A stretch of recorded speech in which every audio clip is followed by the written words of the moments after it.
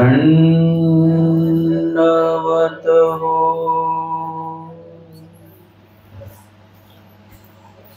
आजचं नामस्मरण या विषयासंदर्भातलं 6वं सत्र आपण या ठिकाणी श्रवण करत आहोत। आजच्या सत्रामध्ये उत्तरार्ध 609 क्रमांकाची लीळा महादाईचा प्रश्ने नाम लीळा स्मरणानुवादू या लीळेचं श्रवण करणार आहोत। मग महादाईचे पुसले जी गोसावी आमते सोडूनी बीजे करू पाहता ते, तरी आम्ही काय करूनी असावे जी। महादाईचा यांनी स्वामींच्या संदर्भामध्ये नामस्मरण या संदर्भामध्ये स्वामींकडे प्रश्न केलेले आहेत। त्या संदर्भातल्या ज्या काही महत्त्वपूर्ण निरूपणाचे वचनं असतील किंवा दृष्टांत आहेत, हे स्वामींनी आम्हाला निरूपण केलेले आहेत आणि स्वामींची प्रवृत्ती कशी भंगेल याविषयी स्वामींनी महादाईसांना उपाय देखील सांगितलेले आहेत। आता महादाईसा स्वामींना म्हणतात की जी गोसावी आमते सोडूनी बीजे करू पाहता ती, तरी आम्ही काही करूनी असावे जी। म्हणजे आता स्वामी तर जाणार हे निश्चिती आहे, कारण की स्वामींच्या बोलण्यातला जो रोख आहे तो रोख जाण्याचाच आहे, म्हणजे थांबणार नाही आहे स्वामी। आचार्य भटोबासांनाही स्वामी म्हणतात, आता येतीचेनी अभिमानी अभिमानू सांडिला का, आता तुझेनी उद्यमे काही होईल। म्हणजे तुम्ही किती काही करू म्हटले तरी आता स्वामींचा जो काही बीजे करण्याची जी काही प्रवृत्ती आहे स्वामींची, ती निश्चित झालेली आहे। याचा जे काही उत्तर आहे ते आपण आधीच्या सत्रांमध्ये बघितलेलं आहे की अनंत जीवांच्या सातऱ्या पडलेल्या आहेत, अनंत जीव आहेत। अनंत जीवांचा उद्धार परमेश्वराला करायचा आहे। स्वामी म्हणतात की फक्त तुम्हीच एक जीव आहात का की तुमचा उद्धार करायचा नाही, अनंत जीव आहेत।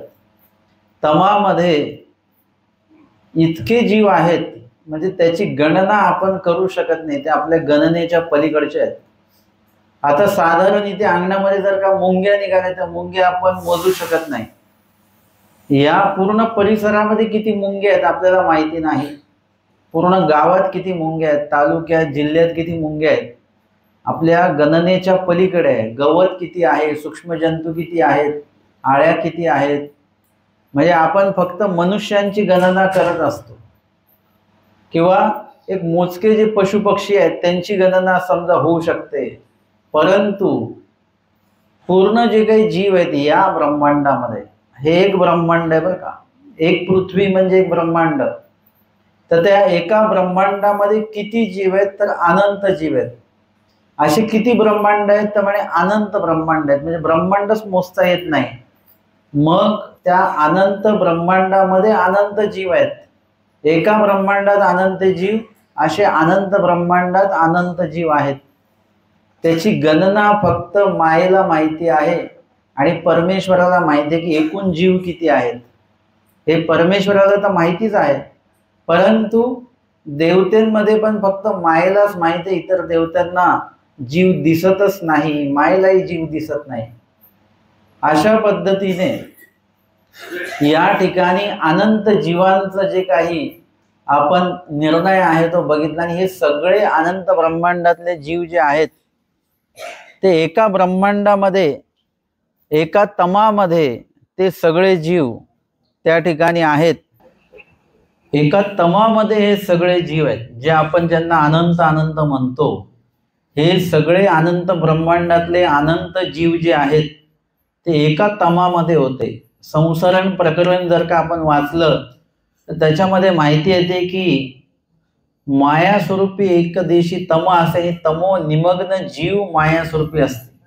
सगळे जे जीव आहेत ते मायेच्या त्या तम विभागामध्ये आहेत, म्हणून मायेच्या त्या तम विभागाची मर्यादा किंवा क्षेत्रफळ किती असेल आपल्याला तेच देखील माहिती नाही, त्याचा देखील आपण अंदाज करू शकत नाही. असे अनंत जीव आहेत. म्हणजे आता एका ब्रह्मांडातले जरी अनंत जीव म्हटले, त्या अनंत जीवांचा उद्धार करायचा. एकाच ब्रह्मांडातला आपण विचार करू. आता अनंत ब्रह्मांडामध्ये अनंत अवतार होणार आहेत. तिथलं अवतार कार्य सुरू आहे. आता या ब्रह्मांडामध्ये अनंत अवतार मागेही झाले, अनंत अवतार आत्ताही आहेत आणि अनंत अवतार पुढेही होणार आहेत. त्या सर्वच अवतारांबद्दल आपल्याला सगळी माहिती होईलच असं नाही. आपल्याला फक्त 5च अवतार माहिती आहेत. त्याच्यामध्ये पण आपल्याला एकच अवतार माहिती आहेत, 5वे. आणि त्या 5व्या अवताराने म्हणजे आमच्या स्वामींनी आम्हाला इतर 4 अवतारांबद्दल सांगितलं, म्हणून आपल्याला तेही अवतार परमेश्वर अवतार आहेत हे माहिती पडलं. अनंत अवतार झालेले आहेत हेही आम्हाला स्वामींनी सांगितलं. अनंत अवतार आहेत हेही स्वामींनी सांगितलं. आणि अनंत अवतार भविष्यामध्ये पण होणार हे देखील स्वामींनीच आम्हाला निरूपण केलेलं आहे. म्हणजे आजचा आम्ही जो काही धर्मसंवाद करतो हे सर्व श्री चक्रधर स्वामींनी 5वे अवतार जे आहेत त्यांनी आपल्या अवतार कार्यामध्ये या सर्व गोष्टींचं निरूपण जे आहे ते केलेलं आहे. आणि म्हणून हे जीव उद्धरणी अवतार आहेत. जीवाचा उद्धार करण्यासाठी खास हे अवतार झालेले आहेत. आणि म्हणून आचार्य भटोबास म्हणतात की येणे अवतारे श्री चक्रधरे जो नुद्धरे तो कहीची नुद्धरे मा कहीची नुद्धरे.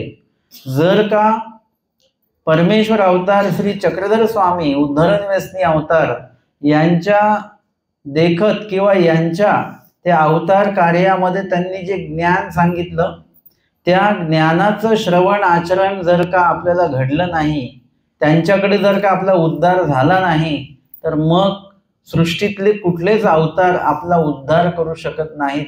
कारण की हे असे अवतार आहेत की पूर्णपणे केवळ उद्धरणाशिवाय दुसरं कुठलंच कार्य श्री चक्रधर स्वामी करत नाही आहेत. पूर्ण लक्ष त्यांचं तेच आहे.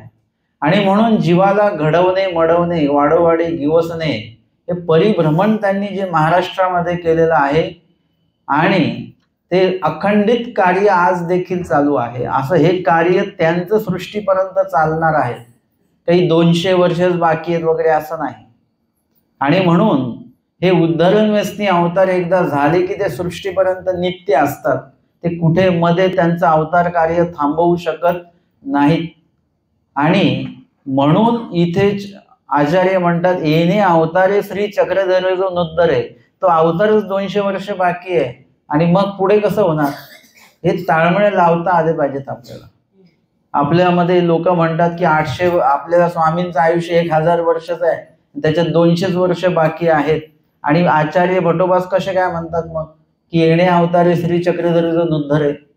म्हणजे दोन्ही वाक्यांचं ताळमेळ लावता आलं पाहिजे की श्री चक्रधर स्वामी जो अवतार आहेत हे सृष्टीपर्यंत नित्य आहेत. काही जरी झालं तरी ते अवतार कार्य त्यांचं सुरू राहणार आहे. देवाला आपलं अवतार कार्य करण्यासाठी कुणाकडनंही आयुष्य घेण्याची गरज नाही.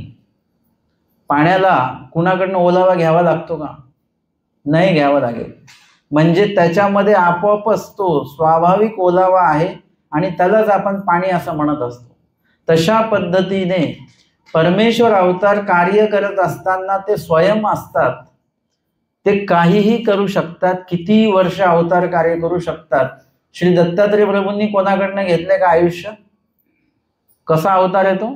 चतुर्युगी अवतार आहे. 4ही युगामध्ये म्हणजे 4ही युगांचं गणित जर का केलं तर 60 लाख वर्ष 4 युगांचं गणित आहे.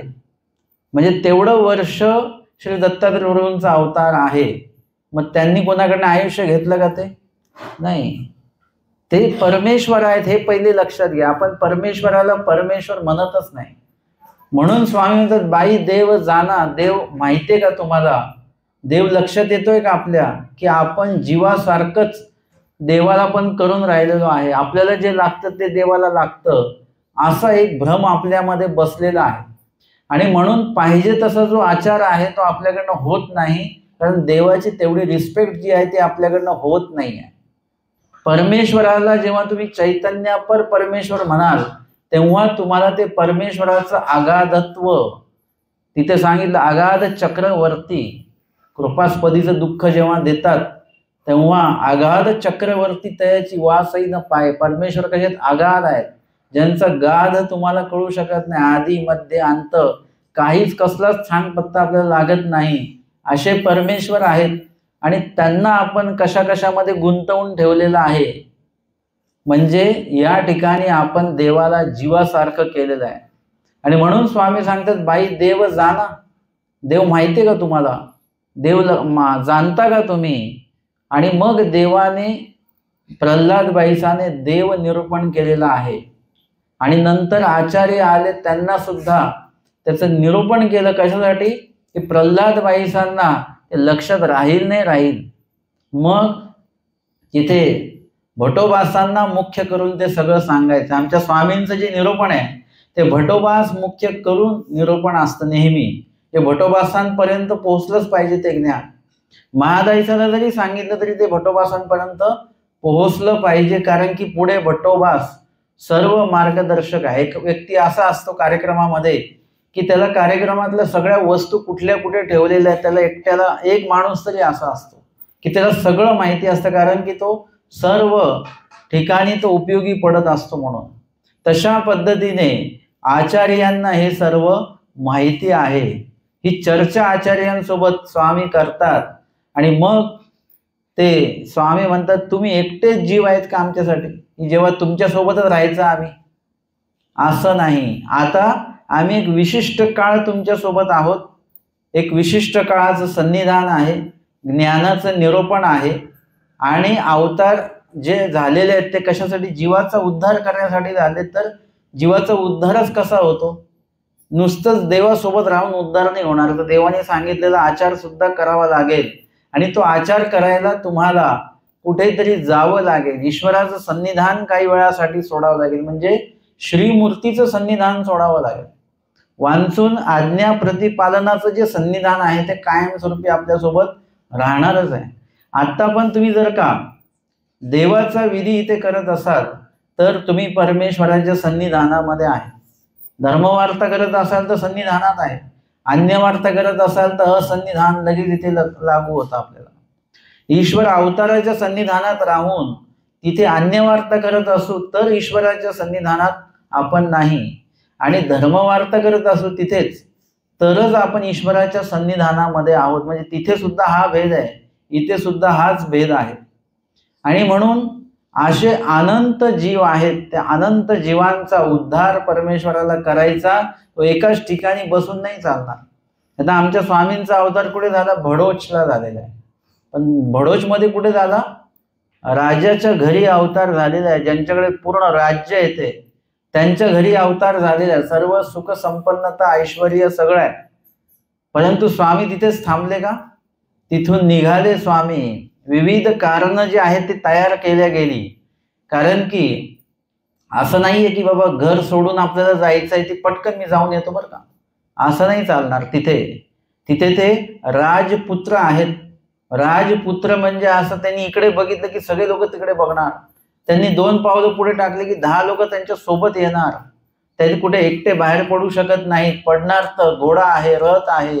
म्हणजे कितीतरी त्यांच्या संबंधित सेवक जे आहेत ते सगळे सेवक आहेत. आणि ते कुठे चालले, काय चालले याची सगळी चौकशी होणार. कारण ते ज्या भागात चाललेले आहेत तो भाग कसा आहे, शत्रू सैन्य आहे का, इत्यादी अनेक. ते राज्य जर का देवाला आमच्या सोडायचं आहे, भडोत जर का सोडायचं आहे, तर एवढ्या सगळ्या गोष्टी आहेत. आणि तेवढ्या सगळ्या गोष्टी केवळ जीवाच्या उद्धारासाठी म्हणून देवाने सोडलेल्या आहेत. आपण मात्र देवासाठी काही सोडायला तयार नाही, सुख सोडायला तयार नाही, ऐश्वर्य सोडायला तयार नाहीत. परंतु नाहीत अशातला भाग नाही. असे अनेक लोक आहेत की जे देवासाठी सगळं काय म्हणून सोडायला ते तयार आहेत. आणि सोडलेलं सुद्धा आहे, त्यागलेलं देखील आहे. असे अनेक जीव आज सुद्धा आहेत, मागे सुद्धा होते आणि भविष्यामध्ये पुढे पण होणार आहेत. मानव पंथामध्ये अनेक स्तराचे लोक आहेत, गरीबापासून श्रीमंतापर्यंत सगळ्या जाती वर्णातले लोक आहेत, सगळ्या जातीचे लोक आहेत मानव पंथामध्ये. कारण की महानुभाव पंथ हा जात पात न मानणारा असा पंथ आहे, सर्व जीव जातच आहे अशा प्रकारची शिकवण तत्वज्ञानामध्ये दिल्या गेलेली आहे। आणि म्हणून देवाच्या उद्धारण कार्याला कुठल्याच प्रकारची मर्यादा नाही आहे, थांबणं नाही आहे। ते अवतार कार्य आणि उद्धारण कार्य जे आहे ते अमर्यादपणे चालणार आहे, अनंत काळ चालणार आहे। जोपर्यंत शेवटचा जीव उद्धरत नाही तोपर्यंत हे अवतार कार्य जे आहे ते चालणारच आहे, ते थांबणार नाही। आणि म्हणून असे अनेक अधिकाराचे जीव आहेत। आमच्या स्वामींच्या सन्निधानी जर का एक दर्शन जरी महादेव राजाला झालं असतं तर स्वामी म्हणतात की त्याने अख्खं राज्य सांडून दिलं असतं। राज्य माहिती आहे तुम्हाला, राजा असतो आणि त्याचं राज्य म्हणजे त्याच्या ताब्यामध्ये किती भूमी असेल, एक जिल्हा किंवा काही विशिष्ट विभाग, एक जिल्हाच तुम्ही धरून चाला, तेवढा भाग त्याच्या ताब्यामध्ये आहे आणि तो राजा सगळं सोडून आमच्या स्वामींकडे येणार आहे, अनुसरणार आहे, अशा प्रकारचा अधिकार त्या महादेव राजाचा आहे। आपण लहान सहान गोष्टी सोडायला तयार नाही आहेत आणि अनेकांनी अनेक गोष्टी देवासाठी सोडलेल्या आहेत। म्हणून इथे हे जे काही उद्धरण कार्य आहे, हे जे काही अवतार कार्य आहे ते परमेश्वराचं अखंडित सुरू असल्यामुळे एकाच ठिकाणी आमचे स्वामी थांबणार नाहीत। बडोचही सोडलं, सालबर्डीही सोडलं आमच्या स्वामींनी, मध्य महाराष्ट्र गंगातीर तिथे परिभ्रमण करता करता तेही सोडतात स्वामी आणि मग उत्तरेकडे स्वामी विजय करतात। काय वाटतं तुम्हाला, अजूनही उत्तर दिशेला स्वामी असतील का? आपण तर म्हणतो की उत्तरेकडे पाय करायचे नाही, तिकडे स्वामी आहेत, आणि यदा कदाचित स्वामी पूर्वेकडे आले असतील तर आपल्याला माहिती आहे का महाराष्ट्रात स्वामी किती वर्ष राहतात, बडोशला किती वर्ष राहतात, सालबर्डीला किती वर्ष राहतात, आता उत्तरेला स्वामी किती वर्ष राहिलेले आहेत। कदाचित पूर्वेकडे आले असतील आणि आपण पूर्वेला पाय करतो आहोत, तर मग काय करायचं? उद्धरण व्यसनी अवतार आहेत, एका ठिकाणी थांबणार नाहीत। जिथे जिथे जीवाचं संपादकत्व आहे, जे योग्यताकारक जीव आहेत ज्या ठिकाणी, त्या भागात त्यांचा प्रवास जो आहे तो होत राहणार आहे। 10 महिने रामधरण्या राजाकडे स्वामी राहतात आणि लगेच निघतात। काही ठिकाणी एकच मुक्काम करतात, काही ठिकाणी 10 महिने मुक्काम करतात। अशा पद्धतीने एका ठिकाणी 12 वर्ष स्वामी बसून राहतात। एकांक बार नावाचं स्थान आहे डोमेग्रामला, 12 वर्ष एकाच ठिकाणी स्वामी बसून राहिलेले आहेत। म्हणजे इत्यादी प्रकारे परमेश्वराचं अवतार कार्य आपल्याला लक्षात घेता आलं पाहिजे। तुम्ही उत्तरेकडेच काय, मला तर कुठेही पाय केले तरी मला असं वाटतं सगळीकडेच देव आहे, नित्य व्यापक परमेश्वर म्हटल्यानंतर सगळीकडेच परमेश्वर आहेत। स्वरूपाच्या अर्थाने सगळीकडेच परमेश्वर आहेत, अवताराच्या अर्थाने अनंत अवतार झाले, सगळीकडे अवतार आहेत। कुठे पाय करणार तुम्ही आणि कुठे नाही करणार? म्हणजे इत्यादी प्रकारे आपल्याला हे सगळं मांडत असताना, आचरत असताना हे सगळे प्रश्न आपल्याला पडले पाहिजेत। श्री चक्रधर स्वामी हे उद्धरणव्यसनी अवतार असल्यामुळे त्यांचं परिभ्रमण सुरूच असणार आहे। आपल्याला सगळीकडेच परमेश्वराचं अस्तित्व जे आहे ते अस्तित्वाची जाणीव ठेवून चालावं लागणार आहे।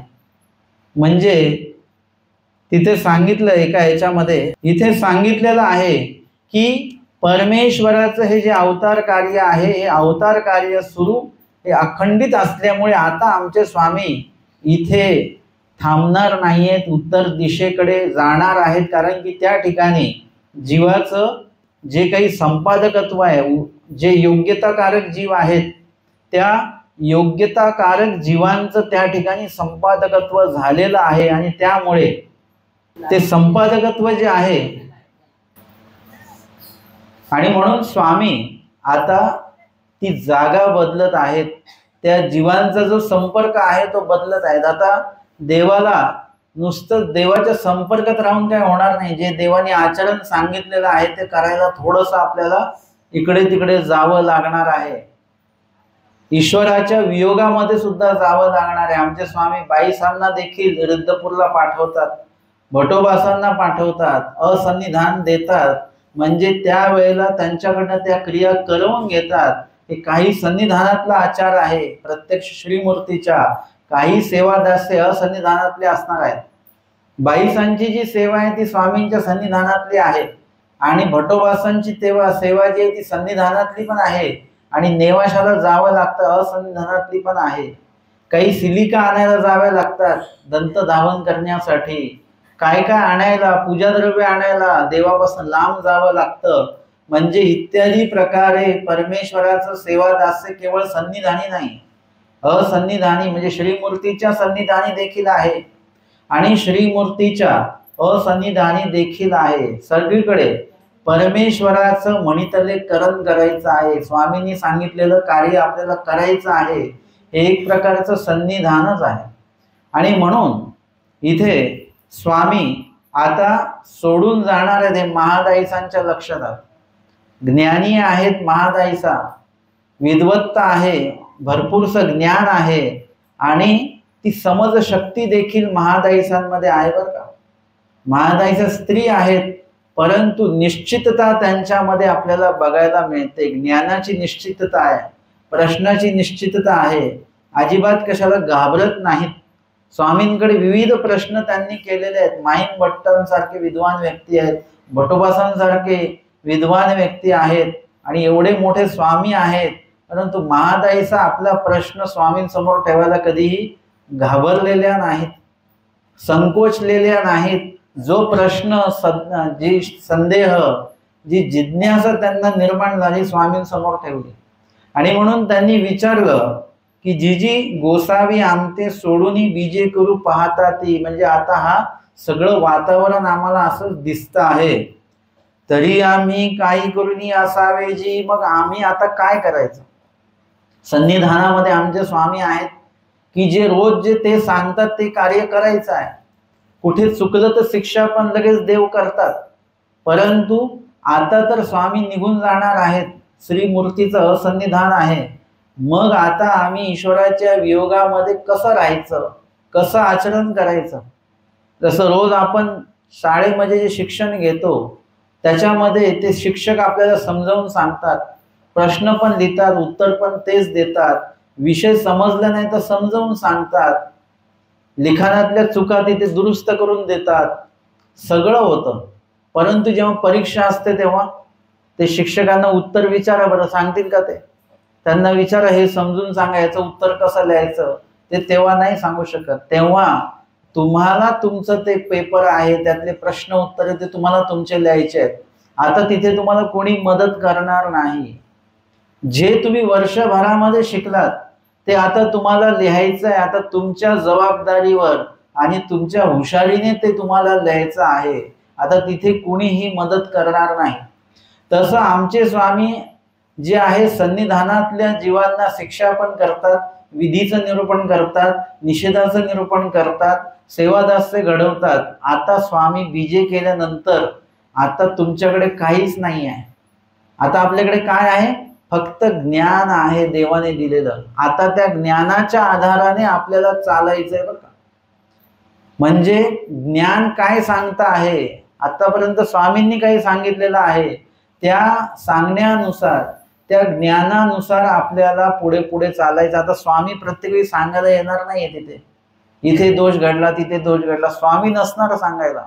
आता आपल्याला आपल्याकडे असलेल्या ज्ञानानुसार आपल्यातला धर्म जो आहे ते धर्माचं रक्षण करायचं आहे. स्वामी सांगतात हे असे तया रक्षण, म्हणजे धर्म ज्याच्याकडे आहे तो धर्माचं रक्षण तुम्ही करा, धर्म तुमचं रक्षण करेल.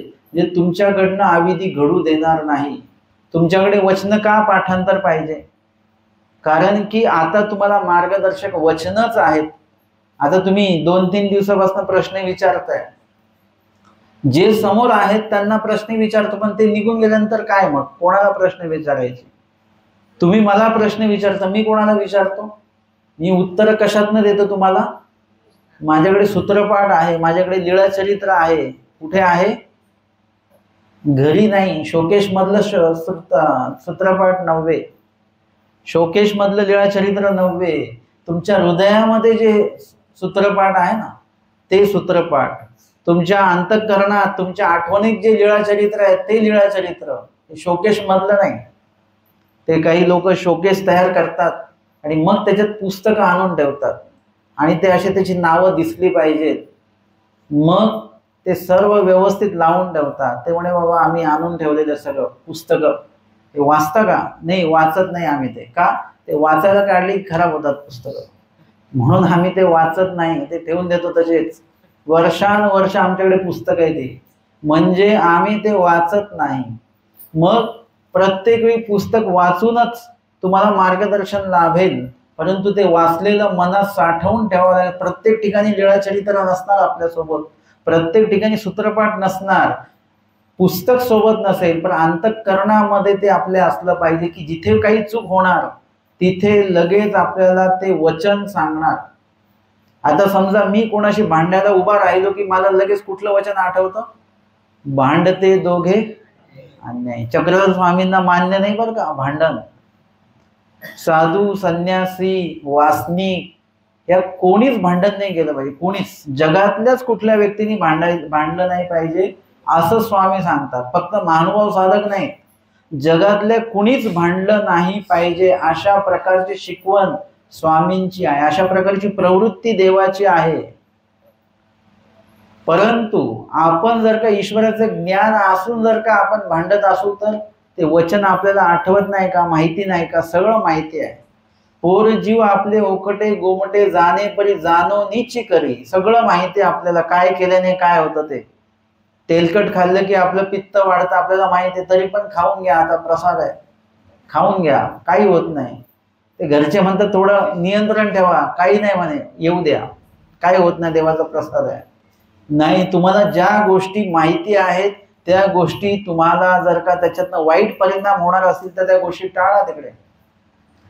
म्हणजे संन्यासी म्हणजे फक्त वेश परिवर्तन केलेल्या व्यक्तीला संन्यासी म्हणत नाहीत.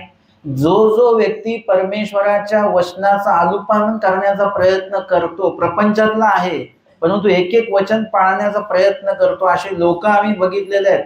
राहतात प्रपंचामध्ये, शहरामध्ये राहतात, चांगले म्हणजे क्लास 1 ऑफिसर आहेत, परंतु एकेका वचनाचं अनुपालन जर का बघितलं की असं वाटतं की बघा, काही व्यक्ती आहेत की ज्यांच्याकडे द्रव्य नाहीये सेवा करायला वगैरे, गरीब आहेत, झोपडीत राहतात, पण स्वामींच्या वचनाचं अनुपालन मात्र करतात. इथे देवाचं ज्ञान आचरण्यासाठी तुम्ही गरीब आहात का श्रीमंत आहात याच्याशी काही घेणं देणं नसतंय का? घरी आम्ही गेलो, झोपडी त्यांची, आणि त्या झोपडीमध्ये गेल्यानंतर एवढी प्रसन्नता आहे आतमध्ये, स्वच्छता, टापटीप सगळं, देवारा एवढा सुंदर आहे त्यांचा.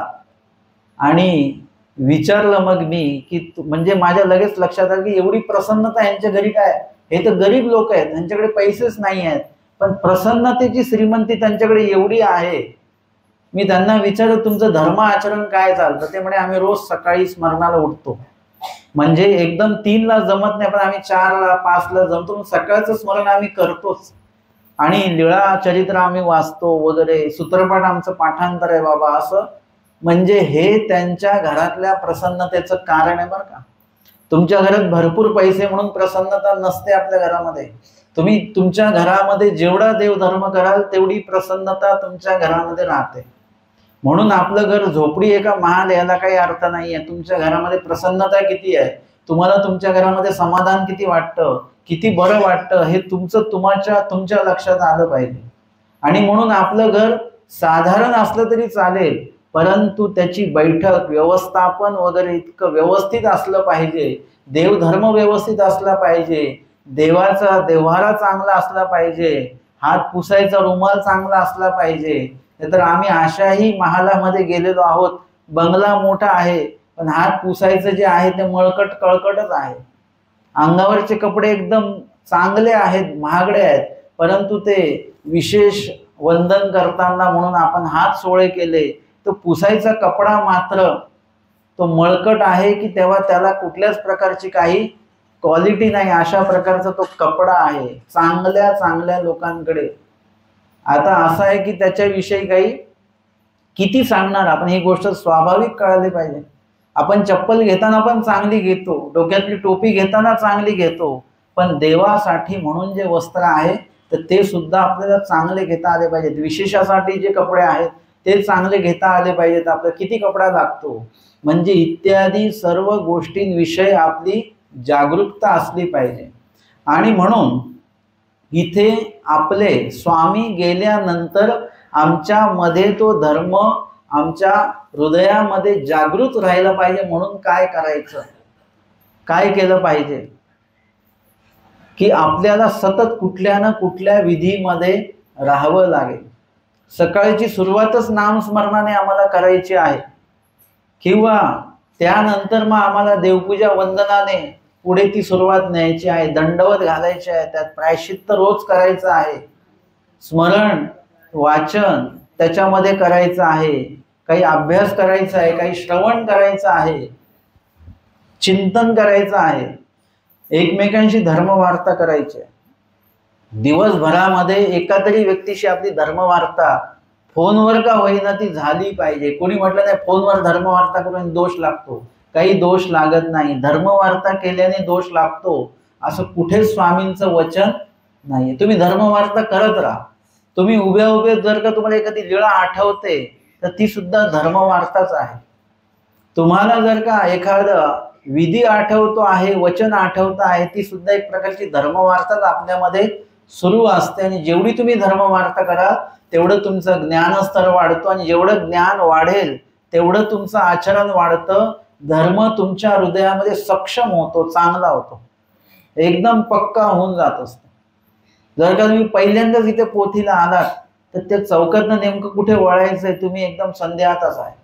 डावीकडे वळायचं का उजवीकडे वळायचं काही समजत नाही. आता तुम्ही 2-3 वर्ष या पोथीला येत आहात. आता तुम्हाला सक्षमपणे माहिती आहे की याच रस्त्याला आहे बरं का. ते कोणी किती सांगितलं नाही ते दुसऱ्या रस्त्याला, वाशिम रस्त्याला आहे, तुम्हाला नाही हे याच रस्त्याला आहे, आम्हाला माहिती आहे. म्हणजे सक्षमता तुमच्यामध्ये आली. तुम्हाला कोणी फसवू शकत नाही, तुम्हाला कोणी खोटं सांगू शकत नाही. आणि सांगितलं जरी तर तुम्हाला मात्र पक्क सत्य माहिती आहे. आणि म्हणून इत्यादी प्रकारे आम्हाला आता स्वामी जाणार आहेत, मग आम्ही काय करायचं तर देवानी जे ज्ञान दिलेलं आहे त्या ज्ञानाचं अधिष्ठान आधी आपल्या अंतःकरणात आपल्याला आणायचं आहे. आचरण हा थोडासा पुढचा टप्पा आहे. आचरणही सुरूच पाहिजे, पण सर्वात आधी ज्ञान जे आहे की ज्ञानाचं अधिष्ठान आपल्यामध्ये आणा आणि मग त्याचं आचरण पण करा. लगेच अधिष्ठान आणि लगेच आचरण झालं पाहिजे. तुम्ही म्हटले अधिष्ठान करून ठेवू नंतर मग बघू, तसं नाही. काही पदार्थ जे आहेत ते आधी बनवून ठेवावे लागतात आणि नंतर खायचे असतात. ते ना चकली असेल, लाडू असतील, हे आधी बनवून ठेवायचे, नंतर मग उद्या संध्याकाळी वगैरे खाता येतात. पण काही पदार्थ असे आहेत की लगेच, ते चहा असतो ना, चहा कधी लगेच बनवला की लगेच प्यायचा असतो. आलं लक्षात? तसं तुमच्याकडे जे ज्ञान आलेलं आहे त्या ज्ञानाचं आचरण तुम्हाला कमी प्रमाणात का होईना सुरू ठेवायचं आहे. तर ते ज्ञान तुमच्यामध्ये जागृत राहील आणि ज्ञान जागृत राहिलं तर परमेश्वर तुमच्या अंतःकरणामध्ये राहतील आणि मग तुमचं जे वर्तन आहे, तुमचं आचरण आहे, तुमचं वागणं आहे, या सगळ्यांमध्ये आमूलाग्र बदल त्याच्यामध्ये होणार आहे. म्हणून ज्ञानस्तर वाढवा. ज्ञानस्तर वाढवले की तुमच्या अनेक शंकेचं निरसन त्याच्यामध्ये होतं.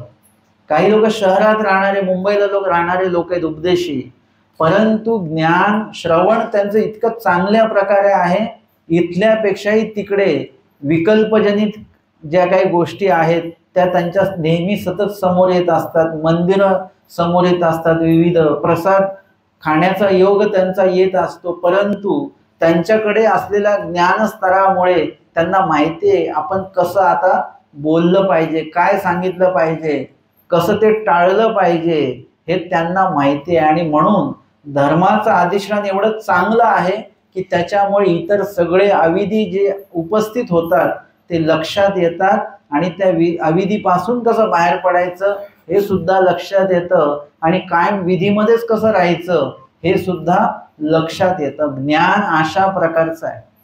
आणि म्हणून जोपर्यंत अर्जुन देवांना ज्ञान झालं नव्हतं तोपर्यंत काय होतं की त्यांचे अनेक प्रश्न होते, पण ज्या वेळेला ज्ञान झालं मग त्यांना काही जास्त निरूपण करावं लागलं नाही. ज्ञान झाल्यानंतर जे मनामध्ये बसलं त्यांच्या, की युद्ध झाल्यानंतर जे काही प्राप्त केलं ते त्यागायला सांगितलं आणि लगेच त्यांनी ते त्यागलं सुद्धा. त्याच्याविषयी वेगळं निरूपण करावं लागलं नाही, की त्याचं निरूपण आधीच भगवद्गीतेमध्ये होऊन गेलेलं आहे. जे ज्ञान आल्यानंतर धर्म आचरण्याची सक्षमता तुमच्यामध्ये अशा प्रकारे येत असते. आणि म्हणून महादाईचा विचारतात की आता असंनिधान धर्म जो आहे तो तुम्ही आम्हाला सांगा, की आता आम्ही तुमच्या नंतर आम्ही काय करायचंय, कसं आचरण करायचं आहे. कारण की आता सांगायला स्वामी नसणार आहेत. स्वामी म्हणतात, बाई हे देखिले तैसे आठवी, जे आपण जे स्मरण वाक्य घेतो आहोत त्या स्मरण वाक्याचं हे प्रकरण वश आहे. म्हणजे प्रकरण वश कशाला म्हणतात, की प्रत्येक जे वचन आहे ते वचन स्वामींनी कुठे निरूपण केलेलं आहे, कुठल्या प्रसंगावरून ते निरूपण केलेलं आहे हे सांगणारी जी लीळा आहे. प्रत्येक वचनाला एक लीळा आहे. तुम्हाला जर का ते वचन समजून घ्यायचं असेल तर त्या वचना संदर्भातली लीळा आधी तुम्हाला समजून घ्यावी लागणार आहे. जर का लीळा नाही वाचली आपण तर कदाचित वचनाचा सिद्धांत अर्थ आपल्याला कळणार नाही. आणि म्हणून ते वचन वाचत असताना त्याची लीळा देखील वाचल्या जाते. मानव पंथामध्ये प्रघात आहे की आधी त्या वचनाची लीळा वाचल्या जाते आणि मग ती वचन सारोळा असेल किंवा एखादं वचन असेल त्याचा अर्थ सांगितल्या जात असतो. आणि प्रसंगोचित स्वामींनी ते वचन जे आहे ते निरूपण केलेलं असतं. प्रसंगोचित त्या वचनाचं निरूपण झालेलं असल्यामुळे त्या वचनाचा जो काही प्रकरण जर का वाचला की तो वचनाचा अर्थ इतका पक्का, सिद्धांतार्थ इतका व्यवस्थितपणे आपल्या लक्षात येतो. आणि म्हणून प्रकरण वश जो आहे ती लीळा जी आहे ती आपण वाचत असतो. स्वामी म्हणतात, हे देखिले तैसे आठविजे. कुणासाठी? महादाईसांसाठी सांगतात. हे देखिले तैसे आठवा आम्हाला. तुम्ही आम्हाला पाहिलेलं आहे. विविध ज्या लीळा आहेत महादाईसा समोर आहेत आणि महादाईसांच्या समोर स्वामींच्या विविध लीळा झालेल्या आहेत. हे देखिले तैसे आठविजे. महादाईसांनी स्वामींना बघितलंय. कसं बघितलेलं असेल ना? बेलोपुरी. स्वामी काय करतायत? वज्री जे आहे तो पाषाण जो आहे ते वीट भाजल्यानंतरचा जो काही ना जास्त भाजल्यानंतरचा जो भाग आहे तो भाग ओबडधोबड असतो. आमचे स्वामी तो घासून तो व्यवस्थित करतात, त्याला आकार देत आहेत आणि ते वज्री घडवत आहेत. महादाई सांगतात, जी जी आपण काय करतात ना, वज्री आम्ही घडवतो आहे. म्हणजे पाण्यामध्ये बुडत नाही, ती त्याला व्यवस्थित आकार ओबडधोबडचा आहे ती काढून टाकतात. तसं जीव सुद्धा अनधिकारामुळे, अयोग्यतेमुळे, अयोग्यतेचा ओबडधोबडपणा त्याला आहे, अनधिकाराचा खंतीचा ओबडधोबडपणा आहे, तो सगळ्या विधीच्या माध्यमातनं काय करतात? काटेकोर करतात त्याला आणि अविधी काढून टाकतात. एक विशिष्ट आकार म्हणजे विधीचा जो आकार आहे त्या जीवाला देतात. विधी प्राप्त झाल्यानंतर आपल्या जगण्याला, आपल्या वागण्या उठण्या बसण्याला एक आकार प्राप्त होत असतो. तो आकार परमेश्वर त्या जीवाला प्राप्त करून देत असतात. त्या दृष्टांताच्याच माध्यमातनं, त्या क्रियेच्या माध्यमातनं देवाने जीवाला कसं देव घडवतात, मडवतात हे त्याच्यातनं दाखवून दिलेलं आहे. हे देखिले तैसे आठविजे म्हणजे महादाईचा म्हणून ती लीळा आठवतात. नुसतीच ती लीळा आठवतात असं नाही. अजूनही लीळा आहेत. त्या अजूनही लीळा महादाईसांच्या देखत घडलेल्या आहेत. त्या लीळा देखील महादाईसा आठवतात. की महादाईसा या तूप खातात, त्यांना वाटतं की तूप नाही खाल्लं की माझं पोट दुखतं. मग महादाईसांना स्वामींनी त्यांचा जो मानसिक अनधिकार होता तो सांगितला की तूप खाऊ नका तुम्ही. मग त्यांनी तूप खाणं बंद केलं आणि मग काही त्रास नाही झाला त्यांना. म्हणजे त्यांना ते गैरसमज होत आहे. मग एक दिवशी स्वतः महादाईसांनी एवढं कडक केले की तूप खायचंच नाही. स्वामी एकदा स्वतः वाढायला गेले तर जी नाही तूप मी खात नाही. स्वामी म्हटले, नाही, एथनी तुम्हा सकाळी होवावे की, म्हणजे तुमच्याकडून तुम्हासी काही एक नव्हे, तुम्ही तुमच्या मनाप्रमाणे वागू नका. येथूनही तुम्हा सकाळी होवावे की, म्हणजे आम्ही जर का ते विहित करत असू, आम्ही तुम्हाला जर का ते आचरण विधी करायला सांगत असू तर ते तुम्ही करायचं आहे. आणि म्हणजे कधी काळी जर का त्याचं ग्रहण केलं तर काही हरकत नाही. कधी काळी, रोज नको. आपला तो अनधिकार नाही झाला पाहिजे. कुठलाच पदार्थ वाईट नाहीये बरं का, गोड पदार्थ पण वाईट नाहीये, तेलकट तुपकट पण वाईट नाहीये पदार्थ, पण आपलं त्यातलं जे प्रमाण आहे खाण्याचं ना ते खूप वाईट आहे. आपण गोड खायला लागलो तर आपण काय एवढूस खातो का? ती बोटामध्ये सामाय इतका प्रसाद घ्यावा, स्वामींनी सांगितलं रिद्धपूरला जर का जाताय 3 बोटात सामावेल एवढाच खावं प्रसाद. आपण एवढंच गोड खातो का? शिरा होता तर एवढूसच खाल्ला का तुम्ही आज? गरम असेल तर अजून द्या, अजून द्या. म्हणजे काय होतं, तो अन्न चांगलं आहे, ते अन्न निर्दोष आहे, पण आपल्या खाण्याची पद्धत दोषयुक्त असल्यामुळे तो पदार्थ आपल्याला वजन वाढतं, आपलं जे काही साखर आपल्या शरीरातली वाढते, तेलकट एवढं खातो आपण की त्याच्यामुळे पित्त वाढतं. पदार्थ दोषयुक्त नाही आहे, ते खाण्याची पद्धत आपली दोषयुक्त आहे. आणि म्हणून इथे स्वामींनी ते सांगितलेलं आहे. आपल्या डोक्यात असं ना की मला ते खाल्लं की त्रास होतो, मला ते खाल्लं की त्रास होतो, एक डोक्यामध्ये बसलेलं असतं की ते बोलून बोलून सुद्धा त्यांना त्रास होत असतो, न खाऊन सुद्धा त्रास होत असतो. आणि विशेषतः अशी मामाजींनी आम्हाला सांगितलं की पित्त ज्याला आहे त्यालाच नेमके तेलकट पदार्थ आवडत असतात बरं का, है ना. ज्याला साखर ज्याच्या शरीरात आहे रक्तात त्यालाच नेमकं गोड आवडत असतं. हे असं विरुद्ध कॉम्बिनेशन आहे की ज्या पदार्थाने आपल्याला त्रास होतो तोच पदार्थ आपल्याला खाऊसा वाटत असतो, तोच पदार्थ आपल्याला आवडत असतो. आणि त्या आवडण्यामुळेच त्या पदार्थाचं जे काही वाईट परिणाम आहेत ते आपल्या शरीरामध्ये होत असतात. आणि म्हणून आपल्याला काय करायचं आहे की या सगळ्या गोष्टीचं नियंत्रण ठेवायचं आहे. कधी काळी जर का तुम्ही तेल तूप खात असाल तर त्याचा तुम्हाला त्रास नाही कुठलाही. कधी काळी जर का गोड खात असाल तर त्याचा तुम्हाला काहीच त्रास होणार नाही. परंतु तुम्ही रोज जर का ते गोड खात असाल, तेलकट खात असाल तर मग त्याचा त्रास आपल्याला होणार आहे. हे कुठेतरी स्वामींना त्यातनं दाखवून द्यायचं आहे. म्हणून स्वामी सांगतात हे देखील तैसे आठवी जे नसतंच देवाची श्रीमूर्ती आठवायची नाही. ही लीळा मी का सांगितली तुम्हाला की नुसतीच श्रीमूर्ती आठवायची नाही, श्रीकर श्रीनेत्रच आठवायचे नाही, तर त्या श्रीमूर्तीच्या माध्यमातून जी लीळा घडली, त्या लीळेच्या माध्यमातून जे निरूपण घडलं, त्या निरूपणाच्या माध्यमातून जो विधी विहित केला, तो विधी सांगत असताना त्यासोबत जो निषेध निरूपण केलेला आहे तो सगळ्याच्या सगळं आपल्याला माहिती असलं पाहिजे, त्या सगळ्यांचं अवलोकन झालं पाहिजे. नुसती श्रीमूर्तीनी आठवायची, सोबत सगळं आठवल्या गेलं पाहिजे. कुठे शिक्षा पण केलं तेही आठवलं आलं पाहिजे.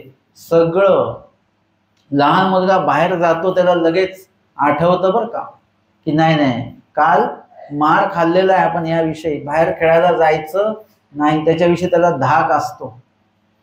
एका ठिकाणी काय झालं की ती अगरबत्ती पेटवली आणि मग अगरबत्ती आपण असं दाखवतो की नाही, मग त्यांच्याकडे तो लहान पोरगा होता कडेवर, त्याला त्याच्या समोर ती अगरबत्ती धरली. आता यांना काय वाटलं की त्यांनी असं असं करावं.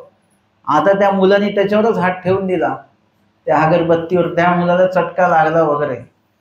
त्यानंतर अगरबत्ती समोर आली की तो हात त्याचा लांबच राहिला, म्हणजे त्याला माहिती पडलं की इथे हात लावले की चटका लागला. आता तो त्याच्यापासून हात लांबच ठेवायला लागला. म्हणजे त्याच्यातनं आपल्याला हे कळालं पाहिजे की काय केल्याने आपल्याला लाभ होतो आहे, काय केल्याने नुकसान होणार आहे, कशाविषयी देवाने सांगितलं हे करू नका, आणि काय गोष्टी देवाने आपल्याला आवर्जून करायला सांगितलेल्या आहेत, या सगळ्या गोष्टींचं जे काही चिंतन आहे ते आपल्या मनामध्ये सुरू असलं पाहिजे. मग हे सगळं देखिले तैसे आठवी जे या पदामध्ये येतं. महादाईसांना शक्य आहे, कारण की महादाईसांनी देवाला बघितलेलं आहे, लीळा समोर घडलेल्या आहेत. पण आपल्याला कसं काय शक्य आहे? आपण देवाला बघितलं का? आपण देवाला बघितलं नाही आणि देवानी सुद्धा आपल्याकडे बघितलेलं नाही, कारण की आपण काही तेवढ्या योग्यतेचे नाही की खास देवाने आपल्याला बघावं. आपण काही 3 ते 6च्या कालावधीमध्ये स्मरण करत नाही. आपण गाठी घेतो, उठतो, नाही अशातला भाग नाही, उठतो, गाठी पण घेतो, गाठी पण फिरवतो आपण, परंतु मन सुद्धा आपण इकडे तिकडे फिरवत राहतो. मन परमेश्वराच्या ठिकाणी वेचल्या जात नाही. हवं ते स्मरण जेणे परमेश्वर आपल्याकडे आकर्षिल्या जाईल अशा प्रकारचं स्मरण आपण करत नाही. बघा बरं, एक उदाहरण देईन तुम्हाला की तुम्ही रोज जेवता, पण कधी काळीच अशी भाजी खाण्यात येते की तिची चव खूप चांगली असते, आहे ना. रोजच्या भाजीची तुम्ही हे करता का, स्तुती करता का? नाही. कधी काळीच एखादा पदार्थ असा येतो खाण्यामध्ये की आपण म्हणतो की भाजी खूपच छान होते बरं का आजची, हा पदार्थ गोड. एवढ्या वेळ आम्ही शिरा खाल्ल्या, पण आजचा शिरा काहीतरी वेगळाच होता, असा शिरा आम्ही कधीच खाल्ला नाही. म्हणजे कधी काळीच तुम्हाला, रोज आम्ही शिरा खातोय पण रोज आम्हाला तसा शिरा खायला मिळाला नाही, आजच मिळाला. तशा पद्धतीने रोज आमचं स्मरण होत आहे, पण देव आकर्षित झाले पाहिजेत आपल्या स्मरणाकडे. आपल्या विधीच्या ठाई देव आकर्षित झाले पाहिजे. आपल्या सेवा दास्य जे करतो आपण, त्याच्याने आपण लोकांना आकर्षित करतो, पण देवाने आकर्षित व्हावा अशा प्रकारचं सेवा दास्य आपल्याला करता आलं पाहिजे. तर ते स्मरण जे आहे ते उत्तम प्रकारचं स्मरण आहे. ते सेवा दास्य जे आहे ते उत्तम प्रकारचं सेवा दास्य आपल्या आयुष्यामध्ये घडणार आहे, जेणे आकर्षिला ईश्वर, परमेश्वर सुद्धा त्या जीवाकडे आकर्षित होतात की कोण जीव आहे बरं. एवढ्या लोकांमध्ये एकच जीव असा आहे की जो स्मरण करतो आहे, एकच जीव आहे जो सेवा दास्य करतो आहे. इत्यादी प्रकारे आपल्या त्या सर्व कार्याला एक गुणवत्ता असली पाहिजे, फक्त कार्य करायचं नाहीये. आणि म्हणून परमेश्वर आपल्याकडे बघत नाही, त्याचं कारण ते आहे आपण विधीपूर्वक काहीच करत नाही. आपण उपहार दाखवतो त्याच्यामध्ये पण आपल्याला फक्त एवढंच माहिती आहे की ताट ठेवलं की एकदा गोल पाणी फिरवायचं, 5 घास असे मोडून ठेवायचे, परत ताट उचलताना परत गोल पाणी फिरवायचं, झाला उपहार. त्याच्यामध्ये कुठल्याही प्रकारची विनंती नाही, प्रार्थना नाही आहे, त्या आरोग्याच्या लीळेंचं आठवण नाही आहे, विधीपूर्वक काही नाही. आपण फक्त बहिर्याग रूपी विधीला महत्व दिलं, परंतु विधी कधीही नुसता बहिर्याग रूपी नसावा, तो आंतर्याग युक्त बहिर्याग असला पाहिजे. अंतरामध्ये तो विधी तुमच्या उमटला पाहिजे. आणि मग त्याची जी प्रार्थना आहे ती प्रार्थना तुमची शब्दांच्या रूपातनं ती व्यक्त तुम्हाला करता आली पाहिजे. म्हणजे अंतर्यागही हवा आणि बहिर्यागही हवा, दोन्ही गोष्टी असल्या पाहिजे. अशा पद्धतीने इथे आता आपण देवाकडे, आपण देवाला पाहिलेलं नाहीये, आणि आता आपण देवाला हे देखील तैसे आठवीजे, हे कसं काय घडेल आपल्या बाबतीमध्ये, देखीलच नाही आपण, आठवायचं कसं. तर इथे सांगत असताना आपण बघू शकतो, आपण देवाला कुठे बघितलेलं आहे, परमेश्वराला आपण असं बघितलेलं नाहीये, पण लीळेमध्ये स्वामींना आपण बघितलेलं आहे, अनुभवलेलं आहे. परमेश्वराची जी लीळा आहे त्या लीळेमध्ये परमेश्वराचं कार्य आपण बघितलेलं आहे, निरूपण आपण ऐकलेलं आहे, आणि त्याद्वारे आपण देवाला प्रत्यक्ष श्रीमूर्ती जरी नाही बघितली तरी श्रीमूर्तीच्या ज्या लीळा आहेत त्या श्रीमूर्तीच्या लीळा मात्र आपण श्रवण केलेले आहेत, त्या लीळा आपण वाचलेल्या आहेत, आणि त्याद्वारे त्या ठिकाणी परमेश्वराचं दर्शन, एक प्रकारे परमेश्वराच्या ज्ञानाचं दर्शन आपल्याला त्याच्यातनं झालेलं आहे, परमेश्वराच्या भूमिकेचं दर्शन झालेलं आहे, परमेश्वराने जे काही आचरण करून आम्हाला दाखवलेलं आहे त्याचं कुठेतरी दर्शन आम्हाला त्यातनं झालेलं आहे. आणि म्हणून आपल्याला मग हे देखिले तैसे आठवीजे या वचनाचं अनुष्ठान जे आहे, आचरण जे आहे ते अशा पद्धतीने आपल्याला घडणार आहे. हे देखिले तैसे आठवीजे, आम्हाला जसं तुम्ही बघितलेलं आहे, जे सांगताना बघितलेलं आहे, काय सांगितलं हे सुद्धा तुम्ही बघितलेलं आहे, प्रश्न विचारून बघितलेला आहे, त्याचं उत्तर देऊन तुम्ही त्याचा अनुभव घेतलेला आहे, हे सगळं त्याच्यामध्ये समाविष्ट येतं आणि ते तुम्हाला आठवायचं आहे. आम्हाला सुद्धा तोच आचार आहे, फक्त आम्हाला इथे आता श्रीमूर्ती दिसणार नाहीये, कारण की श्रीमूर्ती आम्ही बघितलेली नाही. जी गोष्ट तुम्ही कधी बघितली नाही ती गोष्ट तुम्ही कधीच आठवू शकत नाही, असा सिद्धांत आहे. म्हणून श्रीमूर्ती आठवण्याच्या याच्यामध्ये पडायचं नाही, श्रीमूर्ती तुम्हाला कधीच आठवू शकत नाही. आमच्या स्वामींच्या श्री चरणाच्या अंगुठ्याचं जे नख आहे, समजलं का तुम्हाला? श्री चरण म्हणजे पाय स्वामींचा, त्या पायाच्या अंगुठ्याचं जे नख आहे ते इतकं सुंदर आहे, त्या नखाची सुद्धा तुम्ही कल्पना करू शकत नाही, इतकं सुंदर नख आहे. आता सांगा बरं, नख कसं काय सुंदर असू शकतं? परंतु जर का आपण आतापर्यंत सुंदर नखच बघितलेलं नाही आहे है ना, आपण जे नख बघितलेले आहेत आपली, ते काही सुंदर नख नाही आहेत आपली. ती नख भांडणामध्ये वगैरे कामी येणारी नख आहेत, ती सुंदर कशी काय असू शकतात? अनेकांना ओरबडण्यामध्ये आपली नख उपयोगी पडतात, ती काही सुंदर असू शकतात का नख? ती सुंदर असंही म्हणजे त्या नखांचं कार्यही चांगलं नाहीये आपल्या, आणि दिसायला सुद्धा ती सुंदर नसतात, म्हणून तर त्या नखाला रंग लावला जातो ना, की ते घाणेरडे नख दिसू नयेत म्हणून त्याला रंग लावला जातो. जर का नख जर का सुंदरच असतं तर ते झाकल्या जाईल का? नाही झाकल्या जाणार. स्वामींचं नख तसं आहे की त्याकडे बघितल्यानंतर पण एक जण वेधल्या गेले, त्या नखाकडेच बघत राहिले, स्थिती होऊन गेली त्यांना, म्हणजे इतकं सुंदर नख आहे. मग आपण श्रीमूर्ती किती सुंदर असणार आहे ती आठवू शकतो का आपण? नाही आठवू शकत. मग आपल्याला फक्त श्रीमूर्ती आठवायची नाही आहे, सन्निधानातल्या जीवांनी श्रीमूर्ती आठवायची आहे. आपण केवळ असन्निधानातले आहोत, आपण श्रीमूर्ती बघितली नाही, आपण ती आठवू शकत नाही. मग आपल्याला श्रीमूर्ती नाही आठवायची, श्रीमूर्तीच्या ज्या लीळा आहेत त्या मात्र आम्हाला आठवायच्या. श्री कराच्या लीळा आठवायच्या आहेत, श्री चरणाच्या लीळा आठवायच्या आहेत, श्री नेत्राच्या श्री मुखाच्या लीळा आम्हाला आठवायच्या आहेत. संपूर्ण श्रीमूर्तीच्या लीळा ज्या आहेत त्या आम्हाला आठवायच्या आहेत, श्रीमूर्ती आम्हाला आठवता येणार नाही. म्हणून हे देखील म्हणजे लीळा चरित्रामध्ये ज्या ज्या लीळा तुम्ही स्वामींच्या वाचून बघितलेल्या आहेत आणि जेवढे काही स्वामी तुम्हाला त्याच्यातनं समजलेले आहेत ते तुम्हाला तुमच्या चिंतनामध्ये तुम्हाला आठवायचं आहे. आणि म्हणून स्वामी म्हणतात की हे देखिले तैसे आठविजे. आणि महादाईचा विचारतात पुढे, अजून महादाईसांचे बरेच महत्वाचे प्रश्न आहेत.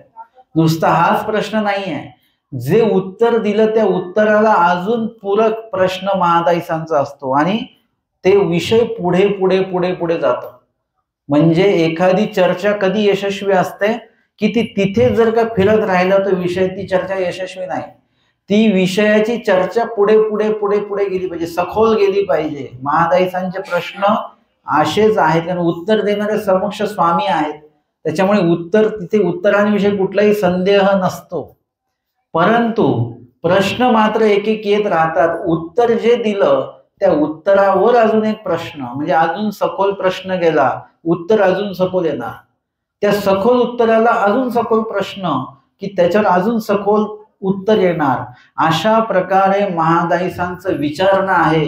आणि समक्ष स्वामी असल्यानंतर सखोलातील सखोल ज्ञान तिथे निरूपणाच्या माध्यमातनं, वचन निरूपणाच्या माध्यमातनं स्वामी त्या ठिकाणी एक एक एक एक निरूपण त्यांना करत आहे. अशा प्रकारे महादाईसांना चर्चक आणि जिज्ञासक म्हटलेलं आहे.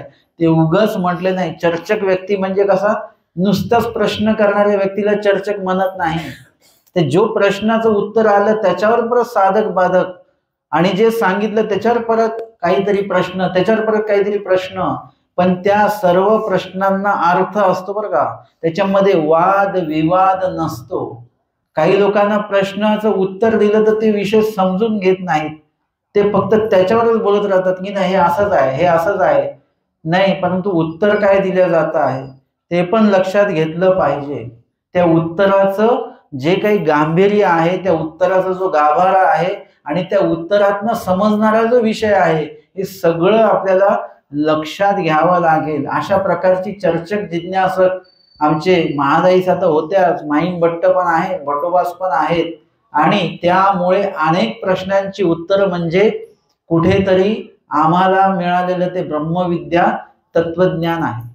यापुढे देखील महादाईसांनी महत्वपूर्ण असा जो काही प्रश्न आहे तो स्वामींच्या ठिकाणी केलेला आहे. याही पेक्षा चांगला प्रश्न आहे, अजून सखोलात जाणारा तो प्रश्न आहे, तो महादाईसांनी स्वामींसमोर केलेला आहे.